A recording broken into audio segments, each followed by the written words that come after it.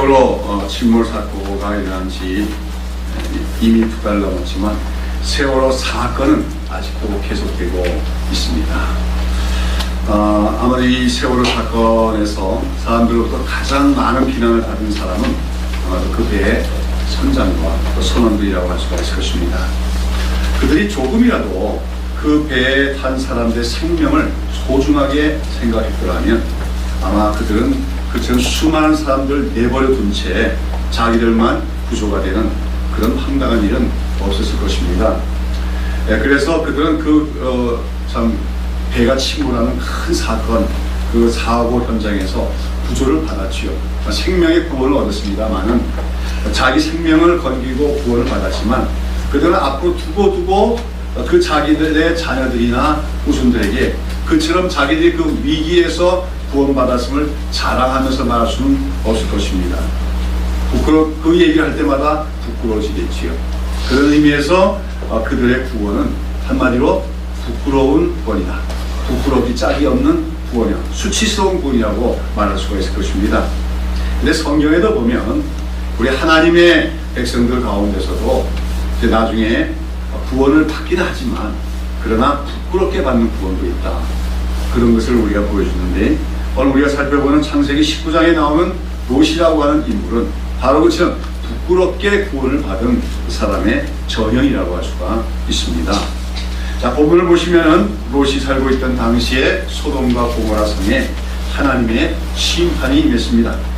그 성에 살고 있던 사람들의 죄악이 너무 심각하므로 마침내 하나님께서는 그 성을 멸하고 그 성에 사는 모든 사람들을 멸명시키기로 작정하셨습니다. 하나님은 이 땅의 인간들의 죄악에 대한 모습을 보시고 마음이 상하시면서도 사실은 인내하며 참으신 분이에요. 그리고 할 수만 있으면 죄인들이 회개하고 돌아오기를 기다리시는 분입니다. 그러나 어떤 한 사회나 어떤 국가나 그런 공동체들이 어떤 하나님이 정해놓으신 기준 이상으로 더 심각하게 부패하고 타락하게 되면 하나님은 마침내 그 사회나 국가에 대해서 심판을 행하신다는 것이죠. 그래서 소돔과 고모라는 그처럼 이 땅에 임하는 하나님의 그 마지막 종말 심판 이전에 있는 부분적인 심판을 보여주고 또 마지막에 있을 심판의 하나의 예표이기도 하는 거죠. 그러나 아무튼 이제 그러한 하나님의 그 소돔과 고모라 성에 대한 심판 가운데서도 하나님께서는 그 성에 살고 있는 롯에게 은혜를 베푸셨습니다. 오늘 여기 본문의 16절에 보시면 롯이 그 지체함에 그 사람들이 롯의 손과 그 아내의 손과 두 딸 손을 잡아 인도하여 성 밖에 두니 여호와께서 그에게 무엇을 더하시미라 했습니까? 인자를 더하시미라 했습니다. 인자란 말을 얘기하시면 헤세드지요. 헤세드는 언약을 맺은 자에게 베푸신 하나님의 무한한 사랑을 얘기합니다. 하나님은 그런 가운데서도 이미 그 롯을 구워 선택하신 사람이기 때문에 그런 가운데서도 은혜를 베푸셔서 그를 그 성에서 구원하셨다고 하는 것입니다. 그런데 이제 하나님께서는 롯은 우리가 잘 알지요. 롯은 원래 아브라함의 믿음에 하나님과 언약을 세운 아브라함의 그 조카인 동시에 또 사실 그 원래 고향인 갈대아 우르를 출발할 때부터 아브라함과 동행을 했던 믿음의 동지이기도 합니다. 그래서 이제 하나님께서 이제 하나님을 이미 믿고 있는 롯에게 천사들을 보내서 이 소돔성에 하나님의 심판이 유황불로 심판하시는 모든 걸 다 불태우시는 심판이 있을 것을 미리 알려주시고 그 성에서 피신할 것으로 경고하셨습니다. 자, 그런데 오늘 우리가 이야기를 쭉 보면 롯 자신은 그러한 하나님의 경고를 듣고 그대로 믿었지만 롯의 가족들은 그 말을 잘 믿지 않았다는 것을 우리가 알 수가 있습니다. 특별히 오늘 여기 본문의 14절에 보면 롯의 딸과 결혼을 하기로 작정되어 있던 롯의 사이들은 그런 롯의 말, 하나님이 내일 이 성을 심판하실 것이다, 진멸하실 것이다 그랬더니 그 말을 듣고 어떻게 했다고 했습니까? 농담으로 얘기했더라 그랬어요. 어떤 한국 번역에는 실없는 말로 여겼더라 그랬어요. 실없는 소리 한다 그 말이죠. 그런데 결국은 그들은 자기 장인이 자기들에게 내일 이 성의 심판이 임할 거라고 하는 말을 듣고도 실없는 말로 농담으로 여기다가 결국 그들은 성에 남아있다가 유황불에 타죽고 말았습니다. 뿐만 아니죠. 그 성에서 빠져나오긴 했지만 그 롯의 아내는 어떻게 됩니까? 그 성에 빠져나오긴 했지만 그 소돔 성에 두고 온 재물과 또 물질에 대한 미련을 버리지 못해서 하나님께서 돌아보지 말라고 했지만 그 성을 돌아보았다가 소금 기둥이 되고 말았다고 하는 겁니다. 또 그런 와중에서 이제 아내도 죽고 그러면서 누구만 나왔습니까? 롯과 두 딸만이 남았는데 나중에 또 이 두 딸과 롯 사이에 불미스러운 사건이 일어나게 되어진다는 거죠. 한마디로 롯은 구원받았지요. 그 성이 멸망당하고 심판당하는 가운데 그 생명을 건졌지만 그것은 너무나 비참한 파산이었고 너무나도 부끄러운 구원이 아닐 수 없었다는 것입니다. 아마도 롯은 소돔성에 살면서 상당한 부와 재산도 모았을 것입니다만은 그렇게 하나님의 심판, 유황불 심판이 임한 날 아무것도 건지지 못하고 가지고 나오지 못했고 그 모든 자기가 애써 모았던 재물과 보화들은 그 멸망당하는 수당성과 함께 다 불에 타서 사라지고 말았습니다. 이처럼 구원은 받기는 받지만 자기 나름대로 일생 동안 수고한 모든 것이 다 불타 없어져 버리고 자기 몸 하나만 간신히 건진을 받는 롯의 구원, 이제 그러한 구원을 우리가 부끄러운 구원이라고 하며 특별히 이것을 성경에서는 불 가운데 얻는 구원이다 그렇게 표현하고 있습니다. 이 불 가운데 얻는 구원이란 말은 고린도전서 3장 15절에 나오는 말로서 이것은 한마디로 부끄러운 구원을 표현하는 말이라고 하는 것이죠. 우리 한번 고린도전서 3장을 보도록 합시다.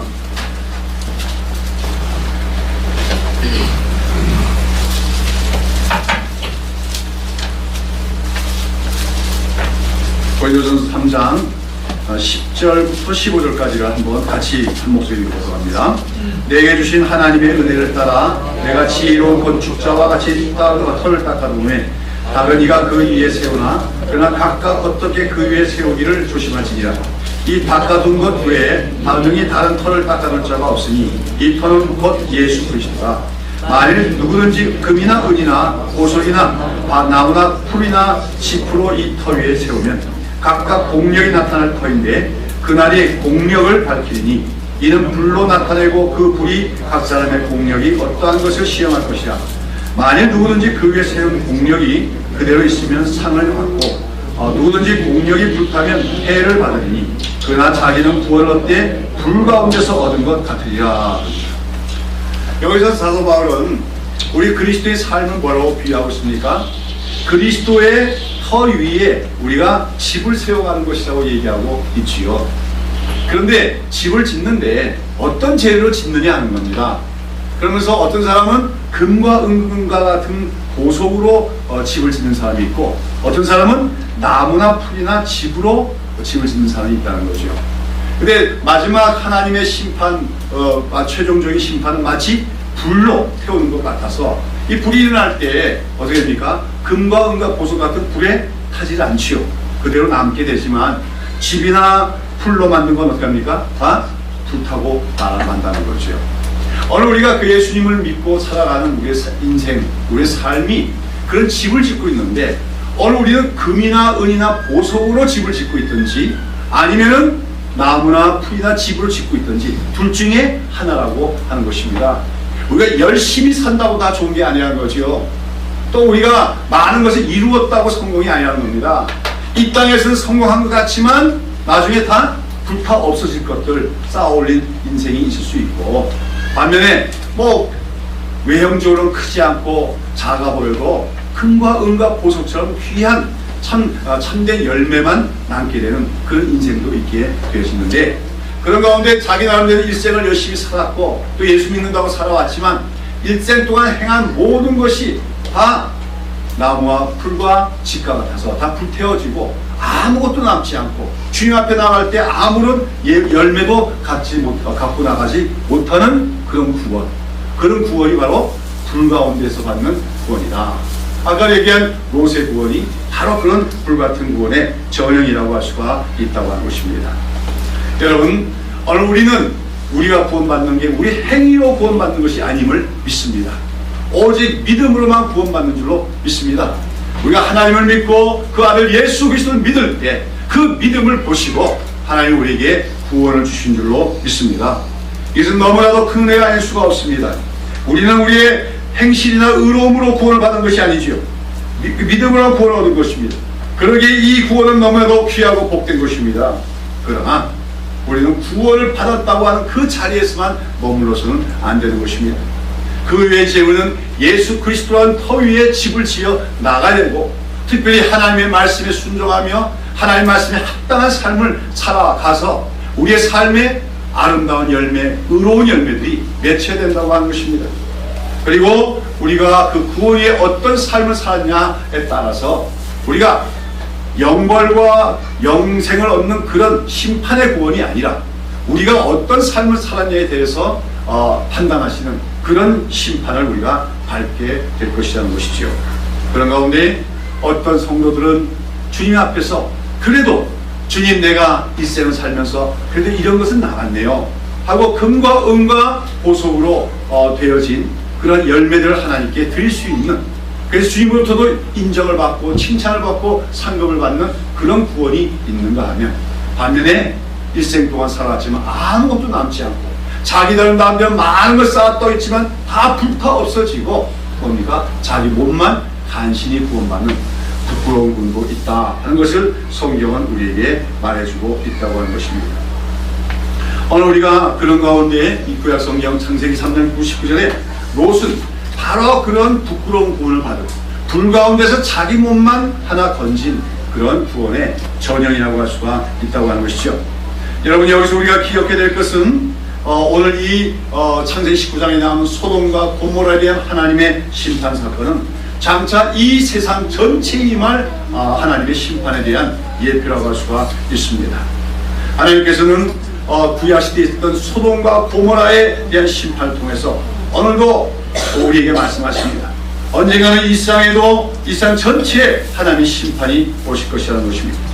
그때 특별히 이 세상에 인간들이 쌓아올린 모든 물질 문명이 하나님 밖에서 이제 물질 문명이 불타 없어지고 말 것이라고 하는 것입니다.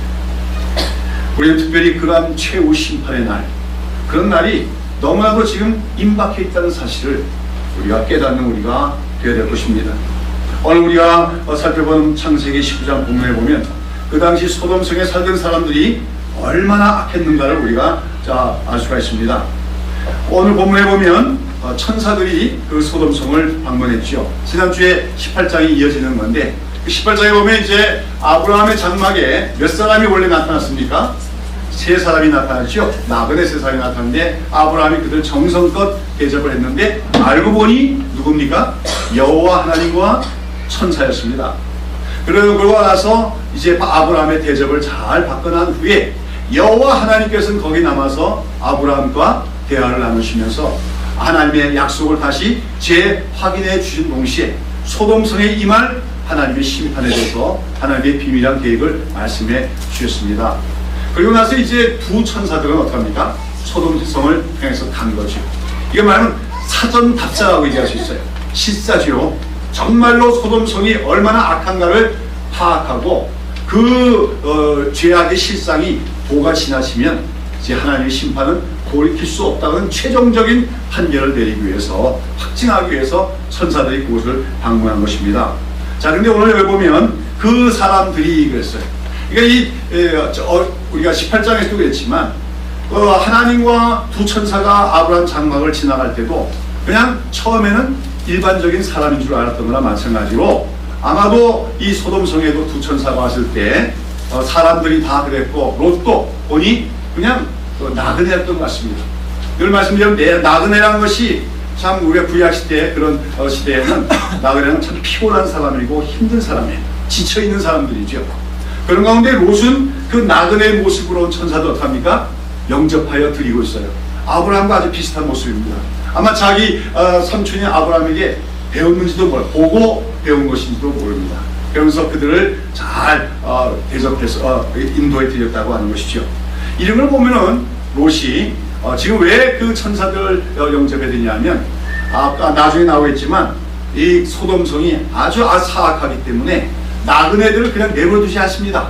그 나그네 지치고 힘든 사람들 또 어떡합니까? 강탈한다든지 강도질한다든지 또는 아니면 나중에 나오지만 성적으로 뭡니까? 폭행한다든지 이런 일들이 너무나 빈번했기 때문에 아마도 롯은 이 사람들을 그냥 이 캄캄한 밤에 내버려두면은 그런 변을 당할지 모른다 싶어서 그들을 자기 집으로 인도해야 되지 않았나 생각이 듭니다.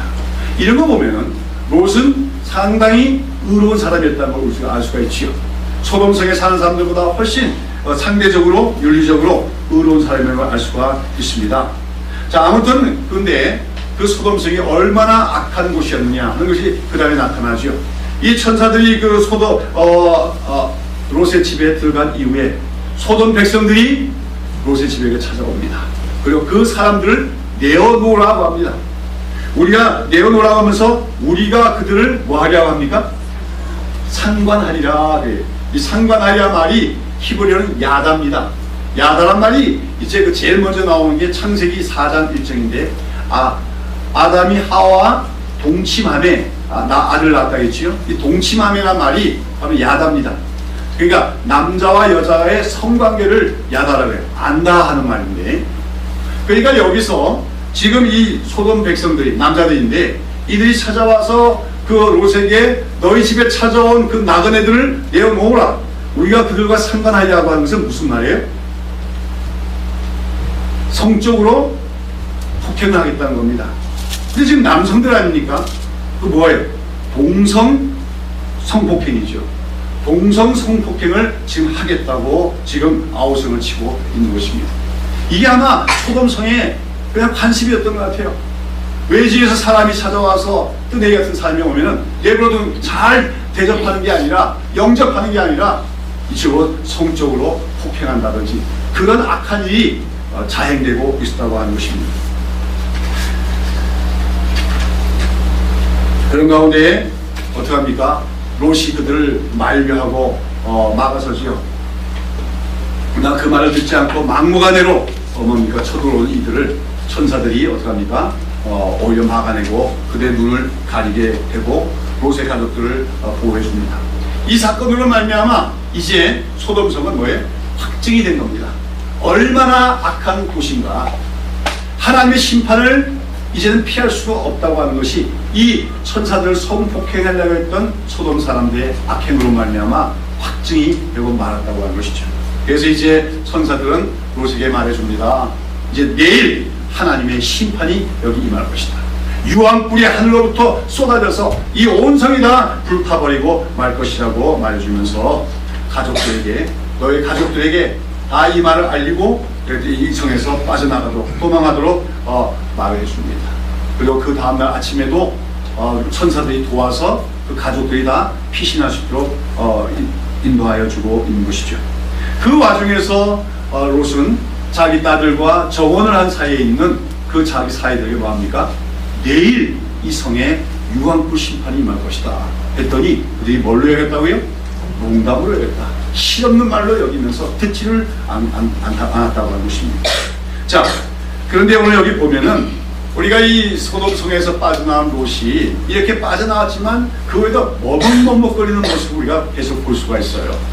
천사들은 소돔성에서 롯과 그 가족들을 아내와 두 딸을 인도하며 뭐라고 합니까? 저기 멀리 보이는 저 멀리 있는 산으로 피신을 하라고 얘기합니다. 왜냐하면 소돔성에 어마어마한 유황불길이 떨어질 테니까 그것이 인근에도 다 영향을 미칠 테니까 할 수 있으면 멀리 있는 곳으로 더 피신하고 얘기한 거죠. 근데 롯은 뭐라고 합니까? 저건 너무 머니까 여기 가까이 보이는 소알성이라는 곳으로 피신하게 해달라고 부탁을 합니다. 왜 그랬을까요? 정말로 저 먼 산까지 도망하긴 힘이 딸려서 그랬을까요? 아닙니다. 하나님이 이 소돔성을 심판하신다고 했지만 혹시 심판을 안 하신다면 어떻게 해요? 재빨리 돌아가야 되지 않겠습니까? 자기의 좋은 집이 있고 자기의 재물들이 있고 자기가 쌓아놓은 것도 있는 그곳에 빨리 돌아가서 다시 그걸 자기 걸로 만들어야 되니까 먼데 가지 않게 하고 인근에 있게 달랍니다. 이런 속에서 이제 우리는 롯이 비록 하나님의 그 심판에 대한 경고의 말씀을 받아들이긴 했지만 그러나 완전히 하나님이 신뢰하지 않는 그리고 머뭇거리는 그런 그의 모습을 보게 되는 것이죠. 그러나 이제 천사들이 그러라고 그래서 그 소활성으로 피신을 했습니다만, 그들이 소활성을 들어간 그때부터 하늘로부터 유황불이 떨어지면서 그 소돔성과 고모라성과 그 인근에 있는 모든 도시들이 멸망을 당하게 되지요. 어느 날도 그 고고학자들의 발견에 하면 정말 그 소돔과 고모라의 그 유황불이 임했던 그 흔적들이 그대로 생생하게 남아 있다고 얘기하고 있습니다. 그런데 우리가 알아야 할 것은 그 당시에 그 가나안 땅 가운데서는 이 소돔과 고모라가 가장 문명적으로 발달됐던 곳이란 말입니다. 물질 문명이 발달되고 또 많은 재화가 있는 부유한 도시였다고 하는 것이죠. 그런데 그런 속에서 롯의 가족들은 살아왔는데, 그 롯의 아내는 그 성에 남겨놓은 그 자기의 재물들, 그것들이 대한 미련 때문에 기도를 하다가 소돔 기둥이 됐다. 아마 소금 기둥이 됐다는 것은 아마 그 유황불이 떨어지면서 유황불의 불티 같은 게 날아와서 롯의 그 아내를 뒤덮은 것, 말하면 화산재가 뒤덮듯이 그래갖고 화석화된 것으로 이해가 됩니다만, 아무튼 그것은 롯의 아내조차도 올바른 갖지 못했다는 것을 의미하고, 하나님의 심판보다도 세상의 재물을 더 소중히 여기는 그런 세상에 대한 욕심과 미래에 대한 하나님의 심판이 행해졌음을 보여주고 있다고 하는 것입니다. 자, 이래서 이렇게 해갖고 소활성에 있는데 막 하나님의 심판에 불이 떨어지니까 그걸 보고는 이제서야 정말 하나님의 두려운 심판이 임했구나 깨달은 롯은 어떡합니까? 이제 남아있는 두 딸과 대고 불이 나게 멀리 있는 산으로 도망을 치고 맙니다. 그러고 나서 그 이후에 우리 본문을 다 읽지 않았지만 30절 이하에 보면 너무나 부끄러운 이야기가 거기 기록이 되었습니다. 즉 멀리 있는 산으로 피신한 이후에 그 두 딸, 아직까지 결혼하지 않은 두 딸은 자기들이 이제 아버지만 모시고 살다가 보면은 시집도 가지 못하고 그러면 자녀들도 낳을 수 없고 번식할 수도 없으니까 아버지를 통해서라도 번식을 해야겠다. 이런 이방인들의 풍습을 따라서 아버지를 술을 먹여놓고 아버지와 성관계를 맺는 근친상간의 죄악을 정말 범하게 되죠. 그리고 그로 말미암아 태어난 아들이 모압과 베남이라는 아들로서 이들이 바로 나중에 암몬 족속과 모압 족속이라는 이스라엘 바로 인근에 있는 이방 민족이 되었습니다. 이들은 나중에 결국 이스라엘 역사 속에서 이스라엘에 도움이 안 돼요. 항상 이스라엘에게 가시의 옆구리의 가시 같은 역할을 하는 그 민족, 바로 그러한 이방 민족의 씨앗이 바로 롯과 그 두 딸의 사이에서 생겨났다고 하는 것을 성경은 기록하고 있다고 하는 것이죠. 한마디로 롯은 뭡니까? 하나님을 믿기는 믿었습니다. 그래서 그 하나님 믿는 믿음으로 구원은 받았지만, 그러나 그는 아무런 것도 남기지 못한 오히려 부끄러운 미래만 남긴 그런 사람이 되고 말았다. 그것이 바로 성경에서 말하는 불 가운데 얻는 구원이다 하는 것을 우리에게 보여주고 있다고 하는 것입니다. 아까도 말씀드린 것처럼 소돔과 고모라의 죄악에 대하여 불로 심판하신 그 사건은 장차 이 온 세계에 임할 하나님의 최종적 심판에 대한 하나의 예표가 되었습니다. 하나님은 사랑의 하나님입니다. 죄인들을 긍휼히 여기신 하나님입니다. 타락하고 범죄한 인간들에게도 구원의 길을 주시고자 하는 하나님이십니다. 그리고 인간들이 범죄할지라도 오래 참으시며 인내하시는 하나님입니다. 그러나 하나님께서 정해놓으신 어떤 기준 이상으로 인간이 더 타락하고 부패하게 되면 마침내 하나님은 심판을 결행하고 마신다는 거죠. 특별히 우리는 이 세상이 멸망당할 때의 세상의 모습이 소돔과 고모라가 하나님의 심판을 당할 때의 모습과 아주 흡사하리라는 것을 우리가 알아야 될 것입니다. 특별히 소돔과 고모라의 타락한 문화, 타락한 성도도 이런 것들이야말로 오늘 장차 이 인류 세상이 가고 있는 모습과 흡사한 것이라고 할 수가 있다고 하는 거죠. 아까 특별히 소돔성을 방문한 천사들에 의해서 이제는 이 소돔성이 더 이상 하나님의 심판을 피할 수 없다고 하는 결정적인 확증적인 사건이 무엇입니까? 바로 동성에 의한 성폭행 시도였다고 하는 것이죠. 말하면 소돔성 내에 그런 동성연애 또는 성폭행 이런 것들이 너무나 만연되고 있다는 것입니다.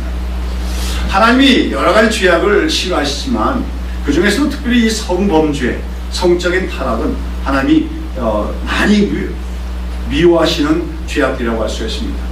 왜냐하면 성이라고 하는 것은 원래 아름다운 거죠. 하나님이 사람을 만드실 때 남자와 여자를 만드시고 남자와 여자가 서로 결합하여 하나로 연합되게 하는 도구가 바로 성이었습니다.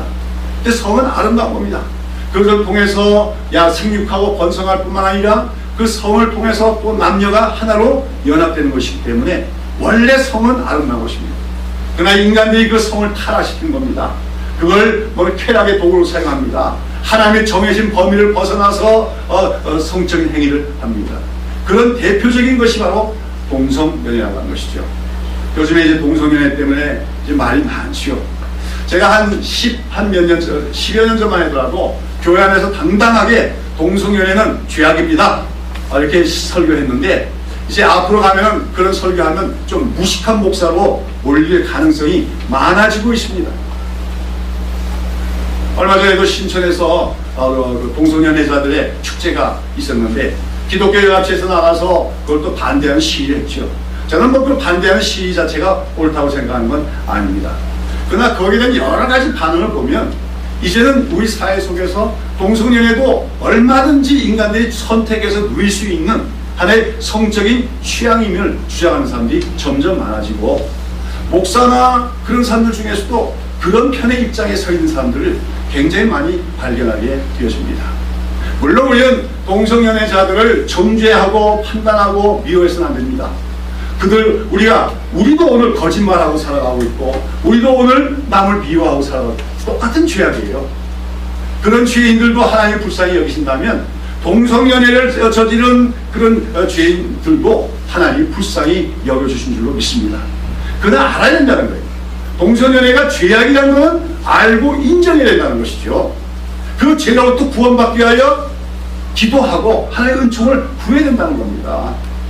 오늘 우리가 남을 미워하고 시기하고 또 거짓말하는 거 죄악인 거 알잖아요. 우리 그 죄를 미워하잖아요. 하나님 앞에서 늘 우리가 새롭게 되기를 원하지 않습니까?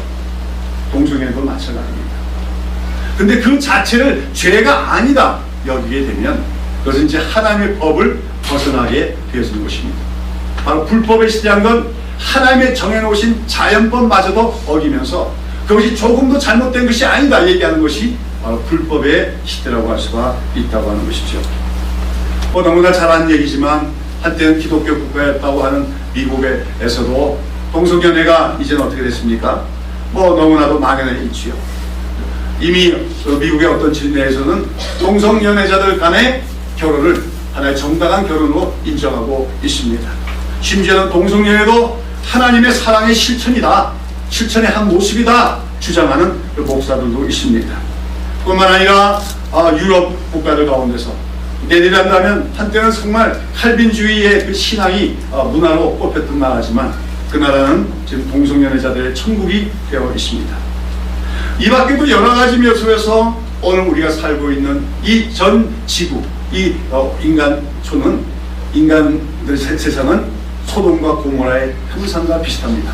이사야에서 보면 특별히 소돔과 고모라가 그런 성적인 범죄 외에 강한 자들이 약한 자를 수탈하고 가옥에 가옥을 연하여 집을 지어가면서 수많은 가난한 자를 억압하고 탈취하는 그런 현상들도 소돔과 고모라의 죄악으로 지적하고 있는데 오늘 그렇지 않습니까? 온 세계의 살인과 폭력, 야국 강식이 우리 사회를 지배하는 그런 원리가 되어져 가고 있다. 향락 문화가 만연되고, 특별히 우리가 누가복음이나 예수님의 말씀을 보면 예수님이 인자의 때가 이르하리니 소돔과 고모라가 말할 때 사람들이 먹고 마시고 시집가고 장가가고 사고 팔다가 갑자기 멸망을 당했다고 합니다. 무슨 말입니까? 사람들이 무엇에만 관심이 있는 거예요? 이 땅에서 뭘 먹고 마실 건가? 어떻게 하면 더 잘 살 것이냐? 어떻게 하면 더 큰 집에 살 거냐? 어떻게 하면 시집 잘 가느냐? 장가 잘 가느냐? 이런 것들에만 관심이 있고 하나님과 하나님 나라에서는 관심이 없는 시대예요. 주여 주여 하나님 믿는다고 하면서도 사람들의 관심사는 하나님이 아니고 하나님 나라가 아니고 뭡니까? 세상적인 물질과 이 땅의 현실에 집착하는 그런 시대가 바로 종말이 임하는 인자의 때의 형편이고 소돔과 고모라의 형편이라고 말하고 있다고 한다면 오늘 우리가 지금 우리가 살아가고 있는 이 21세기의 이 지구는, 이 세상은 멸망당하기 바로 직전에 그 소돔과 고모라와 너무나도 지금 흡사해져 가고 있음을 우리는 인식하고 깨달을 줄로 믿습니다. 그런 가운데 소돔성에 유황불의 심판이 임하고 그 속에서 롯이 구원을 받되 간신히 자기 하나만 구원받는 부끄러운 구원을 받은 것처럼 우리도 이 땅에 하나님의 심판이 임할 때 어떤 구원을 받게 되리라고 생각하십니까? 여러분이 하나님의 심판이 있더라도 구원을 받을 것을 믿으십니까? 그 확신도 없습니까? 여러분, 하나님의 심판이 있더라도 여러분이 구원받을 줄로 믿습니까? 확실하게 하세요. 아직 모르겠다 그러면 다시 시작하십시오. 여러분, 하나님의 심판이 있더라도 여러분 구원받을 줄로 믿습니까? 아멘. 그거 어설프게 대답하면 구원파 같은 사람들이 다가옵니다. 신천지가 다가오고. 우리는 오늘 분명한 믿음에 서야 됩니다. 우리가 비록 허물이 많고 죄가 많고 윤리적으로 부족한 것이 많지라도 오직 예수 그리스도의 십자가의 공로만을 의지하고 예수의 피해로 우리 죄사함을 받고 예수의 십자가의 은혜로 구원받는 줄 믿을 때 하나님은 우리는 그 믿음을 보시고 우리를 구원해 주실 줄로 믿습니다. 이 땅에 하나님의 엄중한 심판이 있을 때도 우리가 다른 것 자랑할 것 없더라도 예수 그리스도의 십자가를 믿고 의지하면 하나님 우리를 구원해 주신 줄로 믿습니다. 아멘. 할렐루야. 아멘. 그러나 우리는 거기서 그쳐서는 안 되겠다는 거예요. 세월호 선장이 구원 받았지요. 그러나 얼마나 두고 부끄러운 구원입니까? 마찬가지로 우리가 구원을 받았을 때 영원한 하나님 나라 세계에서도 늘 부끄러운 자처럼 살아가야 되는 그런 구원이 돼서는 안 될 거라는 겁니다. 물론 우리가 하나님 앞에서 자랑하면서 하나님 이것을 내가 얻었습니다 이렇게 해서는 안 되겠지만 그래도 나는 무익한 종으로 살아갔고 내가 행한 것도 없다고 생각했는데 그래도 하나님의 심판에 불신하고 났더니 그래도 금과 은과 보석으로 쌓아놓은 그 무언가가 하나님께 드려져 있어서 주님으로부터 착하다 충성된 종이라고 인정받는 그런 주의 백성들이 되어야 될 줄로 믿습니다. 아멘. 오늘 그럼 롯은 어찌하여서 구원을 받되 이렇게 부끄러운 구원밖에 받지 못하게 되었습니다. 그것은 바로 그의 출발이 잘못됐다고 얘기할 수가 있는 것이죠. 여러분, 창세기 13장을 보시면은 제가 그 부분은 제가 강의를 안 하고 그래서 뛰어넘었는데요. 거기 보면 그 18절부터 13절을 한번 같이 읽읍시다. 시작. 아브라함이 롯에게 이르되 우리는 한 골육이라 나나 너나 내 목자나 네 목자나 서로 다투게 말자. 네 앞에 온 땅이 있지 아니하냐. 나를 떠나라. 네가 좌하면 나는 우하고 네가 우하면 나는 좌하리라. 이에 롯이 눈을 들어 요단들을 바라본즉 소알까지 온 땅에 물이 넉넉하니 여호와께서 소돔과 고모라를 멸하시기 전이었는고로 여호와의 동산 같고 애굽 땅과 같았더라. 그러므로 롯이 요단 온 들을 택하고 동으로 옮기니 그들이 서로 떠난지라. 아브라함은 가나안 땅에 거하였고 롯은 평지 성읍에 머무르며 그 장막을 옮겨 소돔까지 이르더라. 소돔 사람은 악하여 여호와 앞에 큰 죄인이었더라. 자, 이것이 이제 문제의 발단이죠. 롯은 아브라함의 조카로서 아버지를 일찍 조시부모한 것 같아요. 그래서 어려서부터 삼촌의 돌봄을 바라며 성장했고 그러면서 아브라함과 함께 갈대우를 떠나서 가나안 땅에 들어왔습니다. 그러면서 같이 목축을 했는데 두 사람이 다 하나님의 축복 속에서 가축들이 많아지게 되었고 그것 때문에 이제 그 두 사람의 목자들 사이에 갈등이 일어나고 다툼이 일어나게 됐어요. 목초지는 제한되어 있고 양떼는 많고 이랬을 때 이 아브라함이 롯에게 뭐라 합니까? 너나 내나 한 고육이 아니냐. 그러니까 너나 내 목자가 서로 다투게 말자 말합니다. 이게 무슨 말이냐면 우리가 너나 내나 하나님을 믿는 사람이 아니냐. 하나님의 백성이 아니냐는 거죠. 그런데 하나님을 믿는 백성이 이방인들 가운데 살면서 그 가축들 문제 때문에 서로 다투는 모습은 아름답지 못하다 하는 거예요. 아브라함의 지금 죄인은 어떤 이 땅의 어떤 물질 문제 때문에 재산 문제 때문에 지금 아브라함이 롯에게 어떤 죄를 하는 것이 아니고 무엇 때문에 하는 겁니까? 하나님의 명예 때문에 지금 롯에게 우리가 분리하는 게 좋지 않겠냐고 제의를 하는 거죠. 여기서 롯이 어떻게 합니까? 그 제의를 그냥 거침없이 받아들이는 거지요. 여기서 뭐 조금이라도 아닙니다. 내가 삼촌에게 모든 것을 양보할 테니 삼촌과 함께 동거하겠습니다. 그러지 않습니다. 여기서 우리가 낼 것은 아브라함은 누군가 하는 겁니다. 아브라함 누굽니까? 복의 근원입니다. 하나님이 아브라함과 언약을 세워줬고 아브라함과 그의 후손을 통하여 이 땅에 복을 주시겠다고 한 복의 근원입니다. 그러므로 롯이 진정한 복을 받으려면 어떻게 돼요? 아브라함 곁에 머물러야 되는 겁니다. 그러나 지금 아브라함과 자기 사이에 이 재물의 문제로 갈등이 생기자 여기서 아브라함의 제의를 받고 선뜻 응낙하죠. 그리고 어디를 가게 됩니까? 10절에 보시면 눈을 들어 요단들을 바라본 저 소알까지 온 땅에 물이 넉넉하니 뭡니까? 소돔과 고모라가 여호와의 동산 같고 애굽 땅과 같았더라. 눈을 들어 보니 이랬어요. 항상 이 문제가 어디서 발생합니까? 눈을 들어 보는 데 있습니다. 이 육신의 눈으로 봐갖고 아름답다. 이것은 거의 다 실패할 때가 많습니다. 우리 오늘 사람들은 눈에 보기에 아름다운 걸 얼마나 좋아합니까? 명품들 좋아하지요. 그렇죠? 좋은 맨션들 좋아하죠. 아파트. 다 눈에 보기 좋은 거 아닙니까?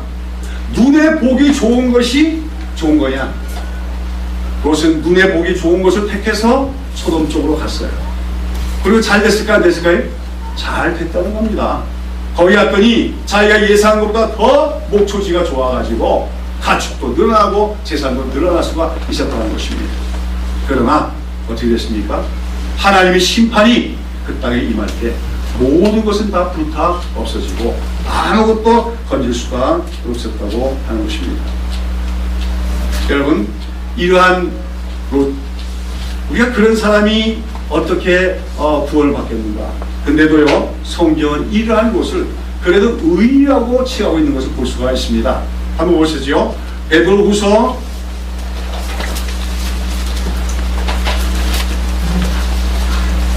2장, 베드로후서 2장 6절부터 8절까지 한번 같이 읽어보시도록 합시다. 시작. 소돔과 고모라 성을 멸망하기로 정하여 죄가 되게 하사 후세 경건치 아니한 자들에게 본을 삼으셨으며 무법한 자의 음란한 행실을 인하여 고통하는 의로운 롯을 건지셨으니 이 의인이 저희 중에 거하여 날마다 저 불법한 행실을 보고 들음으로 그 의로운 심령을 상하니라. 여기 보면은 하나님께서 그 소돔성을 멸망시킨 가운데 롯을 구원했는데 그 롯을 뭐라고 했습니까? 예, 의로운 자라고 의인이라고 얘기하고 있다고 하는 것입니다. 왜 그럴까요? 이것은 어디까지나 하나님이 그를 선택하신 자이기 때문에 의인이라고 합니다. 선택하신 자이고 선택하신 자에게는 뭐가 있기 마련입니까? 하나님에 대한 믿음이 있기에 마련이죠. 그 믿음을 보시고 하나님이 그를 의인이라고 불러주신 것을 말합니다. 또 조금은 상대적으로 당시에 소돔 사람보다는 롯은 어느 정도는 의로운 자였다고 얘기할 수가 있습니다. 아까도 봤지만 그 나그네로 찾아온 사람들을 강탈하고 성폭행하려고 하는 그 소돔 사람들, 그들로부터 그들 지키려고 하는 롯의 모습 많이 대조적입니다. 그래서 오늘도 여기 보면 롯이 그 무법한 자의 음란한 행실하여 고통하는 의로운 롯이라고 얘기하고 있죠. 날마다 불법한 자들의 행위를 보고 의로운 심령이 상했다고 얘기합니다. 롯은 그 소돔성에 들어와 살면서 늘 그들이 행하는 악행들, 성적인 타락상을 보면서 한탄하고 개탄했다는 거예요. 세상이 어떻게 되려고 이러나, 저들이 저런 악한 일을 왜 행하는가, 그걸 볼 때마다 마음이 상했다는 거예요. 그러나 그는 그거에서 머물렀다고 하는 것입니다. 거기서 더 이상 나가지 못했습니다. 우리가 지난주에 살펴봤지요. 아브라함에게 찾아오신 하나님께서 소돔성을 멸하시겠다고 하니까 아브라함이 합니까? 하나님, 공의로우신 하나님께서, 그 공정하신 하나님께서 그 성에 의인이 50명이 있더라도 멸하시겠나이까? 하나님이 어떻게 합니까? 50명의 의인이 있다면 내가 멸하지 않겠다. 그러면 40여 명은 어떻게 했습니까? 40명이 어떻습니까? 그 다음 몇 명까지 내려갑니까? 10명까지 내려가야죠. 왜 아브라함에서 10명에서 멈춰섰습니까? 그 10명이라고 하는 것은 하나님을 진실로 믿는 하나님 백성들의 공동체를 얘기합니다. 교회를 말하는 것입니다. 아브라함은 아마도 기대하기를 자기 조카 롯이, 자기와 같은 믿음의 동지인 롯이 그 소돔성에 들어가면서 살면서 아마도 그가 자기 가족들을 시작으로 해서 뭐 딸도 있으니까 사이도 있을 것이고 또 주변에 가까운 사람들, 그런 사람들에게는 하나님을 잘 전파해서 적어도 10명 이상의 믿음을 갖고 있는 그런 교회 공동체가 세워졌을 것으로 아브라함은 예상했다는 것이에요. 그러나 오늘 우리가 이 사건을 보면 있습니까? 없습니까? 아무도 없습니다. 아내까지도 하나님을 제대로 믿지 않은 것을 발견됩니다. 두 딸도 그 이방 문화에 완전히 젖어든 것을 보게 되어집니다. 차례된 자들은 그 롯의 말을 듣고 농담으로 여겼습니다. 이것은 뭐냐면 롯이 그들 가운데 살면서 신임을 받지 못했다는 거예요. 영적인 권위가 없었다는 겁니다. 그가 진실한 하나님 백성답게 적극적으로 선을 실천하며 정말 하나님 백성답게 살고자 했더라면 아마 소수일지라도 그 롯의 말을 신뢰하는 자들이 있었을 것입니다. 10명의 공동체가 존재할 수가 있었을 것입니다. 그러나 그는 그 10명의 의인의 공동체에 이르는데 실패하고 말았습니다. 자기 가족들 구원하는 것도 실패하고 말았습니다. 결국은 자기 혼자 구원받는 부끄러운 본을 받고 말았다고 하는 것입니다. 사랑하는 여러분, 오늘도 우리가 이 세상을 살아가면서 삶의 문제들이 너무 많은 것은 저는 압니다. 여러분도 오늘 여러 가지 힘든 일들이 많은 줄 압니다. 현실이라는 말을 많이 합니다. 현실적인 어려움들이 많은 걸 제가 이해합니다. 그러나 우리는 눈을 들어야 됩니다. 육신의 눈을 드는 게 아니라 영적인 눈을 들어서 이 땅에서의 우리의 삶은 잠시요, 우리에게 주어질 영원한 하나님 나라는 영원한 것임을 늘 기억하는 우리가 될 줄로 믿는 것입니다. 그런 속에서 영원한 하나님 나라에서 영원토록 주님의 인정을 받고 칭찬을 받을 것이 무엇인가를 우리가 오늘도 분별하여 아는 지혜로운 성도들이 될 줄로 믿습니다.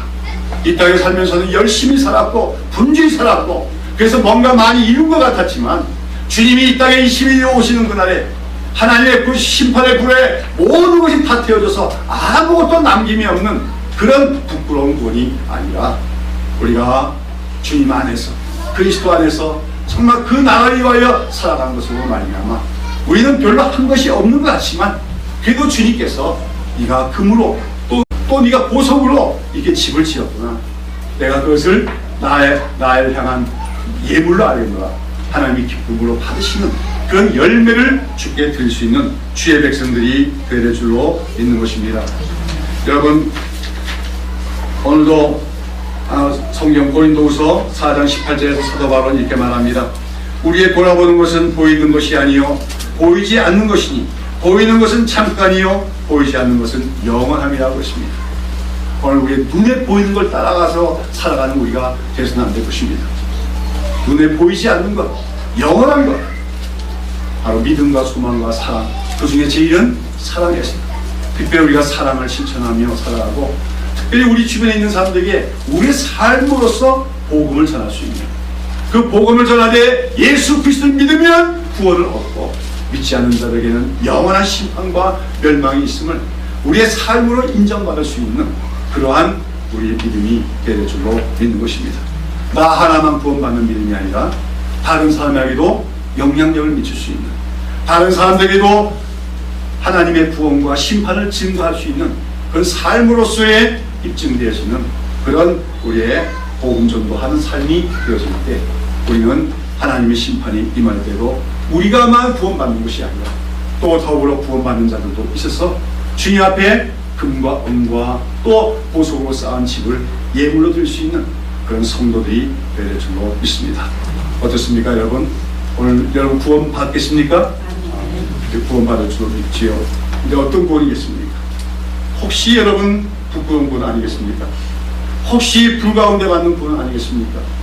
우리 아무쪼록 오늘도 인생을 살아가되 참된 것을 위하여 살아가고 그리스도에서 영원한 가치가 뭔가를 늘 기억하면서 그것을 위하여 그것을 중심으로 살아가는 가운데 이부터 나중날에 착하고 충성된 종이라고 인정받을 수 있는 진실하고 지혜로운 성도들이 될 수 있기를 예수의 이름으로 축원합니다. 기도하겠습니다.